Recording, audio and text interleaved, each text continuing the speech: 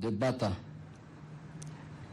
Qu'il me soit permis de relever d'abord et avant tout combien je suis honoré d'être parmi mes frères et sœurs du Bata.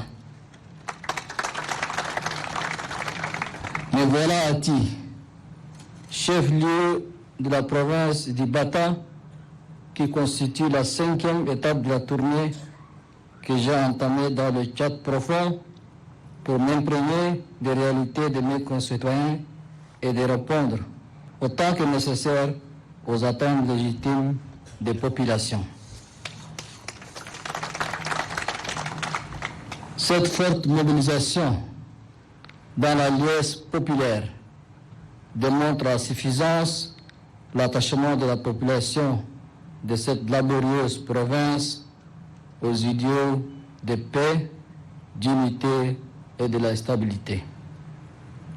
Au nom de la délégation qui m'accompagne et à mon nom propre, je voudrais remercier du fond du cœur tous les cadres et ressortissants du Bata, les autorités locales, les autorités traditionnelles, les jeunes, les femmes et tous ceux qui ont contribué à donner un éclat particulier à cette visite.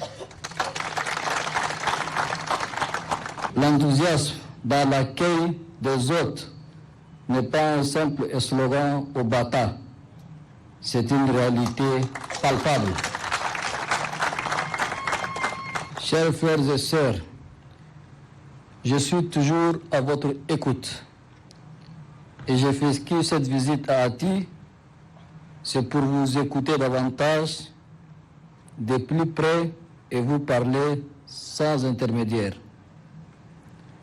Ma vision est celle d'ouvrir un dialogue constructif et permanent entre nous afin de construire une vision commune pour l'avenir du Tchad. La grâce divine a comblé notre pays, le Tchad, de toutes les richesses, notamment la province du Bata, qui s'illustre par des richesses diversifiées en ressources animales, agricoles et minières, doublées d'une population jeune et dynamique. Nous avons un pays beau et grand, grand en superficie, grand en diversité et grand en richesse.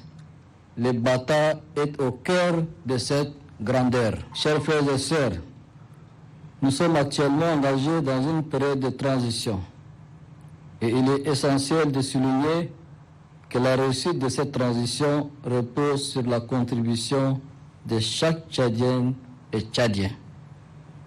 Chacun d'entre nous a un rôle à jouer pour assurer un avenir prometteur pour notre pays, que ce soit à travers nos efforts individuels, notre engagement collectif ou notre participation active dans la réussite de la transition. Nous avons tous le pouvoir d'influer positivement le cours des choses. Face aux défis qui nous attendent, il est primordial que nous fassions front commun pour surmonter les obstacles et préserver notre unité. En restant unis, nous renforçons notre capacité à faire face aux menaces qui pèsent sur nous. Il est essentiel de reconnaître que l'environnement sécuritaire autour de notre pays n'est pas favorable. Les défis sécuritaires auxquels nous sommes confrontés exigent une vigilance accrue de la part de chaque citoyen. Nous devons rester attentifs et engagés pour préserver notre pays des démons de la guerre et de la destruction. La sécurité de notre nation dépend de notre capacité à coopérer, à partager des informations pertinentes et à soutenir nos forces de défense et de sécurité dans leur mission.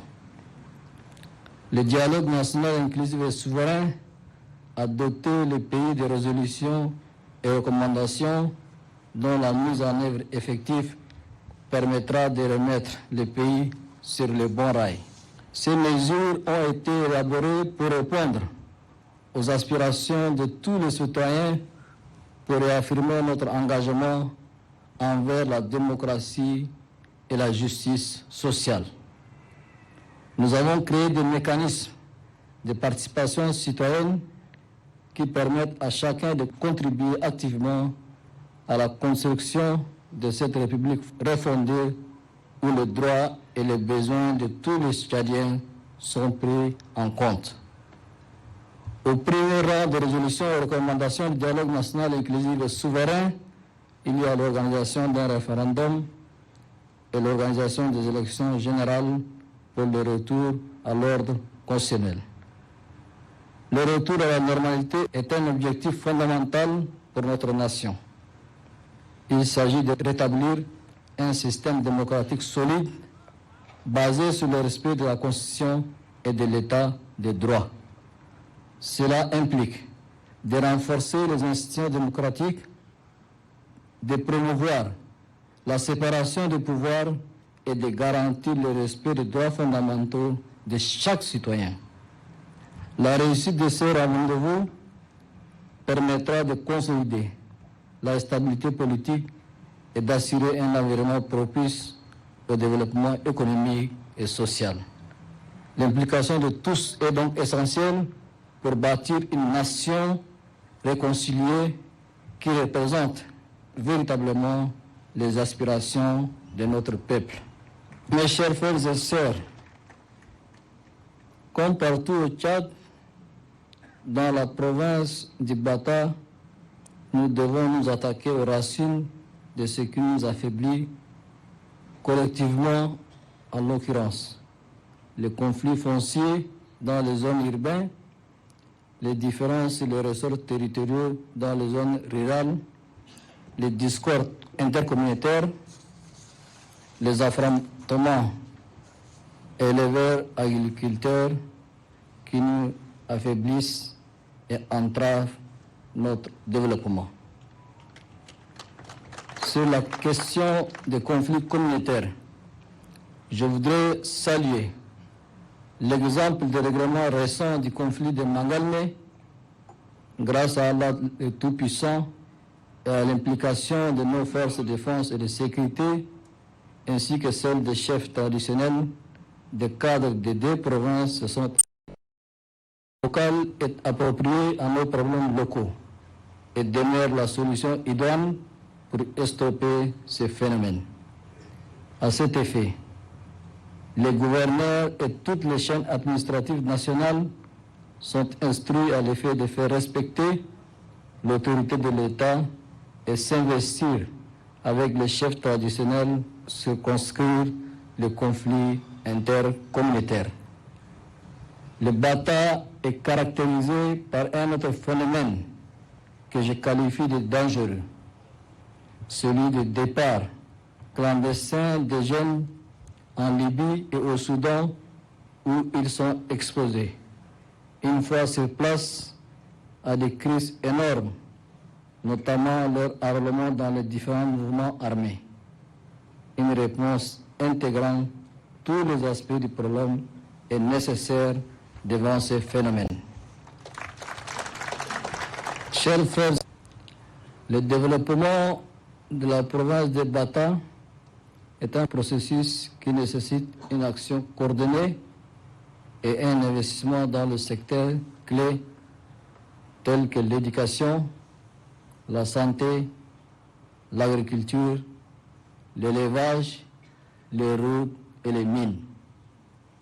C'est pourquoi le gouvernement travaille d'arrache-pied pour achever les travaux de construction de la route Angoura, N'Djamena, Bilala, Ati, y compris 10 km de voirie urbaine d'Ati qui ont connu plusieurs arrêts. Aujourd'hui, toutes les entreprises sont payées et le ministre en charge est instruit pour suivre afin de finaliser les travaux dans le meilleur délai. Pour la ville de Koujourou, j'ai bien entendu le cri de cœur de la population riveraine qui connaît un isolement pendant la saison de pluie du fait de difficultés d'accès au pont. À ce titre, j'ai instruit le ministre concerné qui a déjà effectué une évaluation et attribué le marché des travaux d'urgence. Les travaux ont commencé et seront achevés avant la saison de pluie, Inch'Allah. Ce calvaire de nos populations sera un vieux souvenir. En ce qui concerne la construction de la route Ati-Amhajar, les études sont finalisées. Des négociations sont en cours avec nos partenaires et l'accord de financement sera signé au début de l'année 2024 pour permettre le lancement des travaux. En matière de santé, la province du Bata a bénéficié de la construction d'une pharmacie provinciale d'approvisionnement qui pourra desservir toutes les structures sanitaires. Les équipements de l'hôpital provincial et ceux de 6 centres de santé sont en cours de livraison. Le ministre de la Santé est instruit pour les rendre opérationnels dans le meilleur délai. Compte tenu de la particularité de la province liée à la mobilité permanente de la population, 103 centres de santé bénéficieront d'un appui important en soins de santé primaires dans le cadre du projet de renforcement de la performance du système de santé pour couvrir la population nomade à travers une approche intégrée intersectorielle communément appelée santé mixte. En termes de transformation et d'industrialisation de la filière bétail, une grande opportunité pour le décollage économique s'offre à notre pays grâce à son partenariat avec la grande firme malaisienne Olam. La province du Bata sera le centre de référence des collectes et de la mise en quarantaine des animaux destinés aux abattoirs. Le chef-lieu de la province sera doté d'un abattoir moderne, d'une usine d'aliments de bétail et d'une tannerie, ce qui sera une opportunité d'emploi aux jeunes de la province et du Tchad. Quant à l'énergie, l'électrification de la ville d'Ati, selon le contrat, l'entreprise devrait finir les travaux en mai 2023. Mais malheureusement, nous constatons avec amertume que les travaux ne sont pas achevés. Par conséquent, l'entreprise a jusqu'à mi-juillet pour terminer les travaux, autrement l'État prendra ses responsabilités. La ville d'Amhajar bénéficiera aussi de la construction d'une station à énergie solaire. En ce qui concerne les mines, notre société nationale, la SONAMIC, est en train de travailler pour réglementer l'exploitation de l'or et stopper définitivement l'exploitation anarchique. Donc, comme pour toutes les autres provinces productrices, le Bata aura 5% des revenus collectés de l'activité minière. À vous de nous proposer les personnalités qui doivent gérer les 5% conformément aux dispositions du décret 120 du 19 décembre 2022. Aussi, la gestion des structures publiques d'eau qui existent à Ati et à Amhajar doit être cédée à la Société tchadienne des eaux pour une gestion plus efficiente et optimale. Chers frères et sœurs du Bata, disons cette vérité établie. On ne peut pas réussir un véritable développement intégré du Bata sans la paix et l'entente entre les filles et les fils de la province. Cessez les petites luttes personnelles de leadership, car vos mésententes constituent un obstacle à l'essor de votre si belle et riche province. Pour rappel, le Bata a été le point de départ de la dynamique de la renaissance du Tchad insufflée en 2010 par Feu le Marshal, paix à son âme. Depuis, notre pays a poursuivi son chemin et contre vent et marée. Nous sommes aujourd'hui au rendez-vous d'un nouveau départ. Donc ne ratez pas le rendez-vous de la refondation du Tchad, tant souhaité par tous les peuples tchadiens.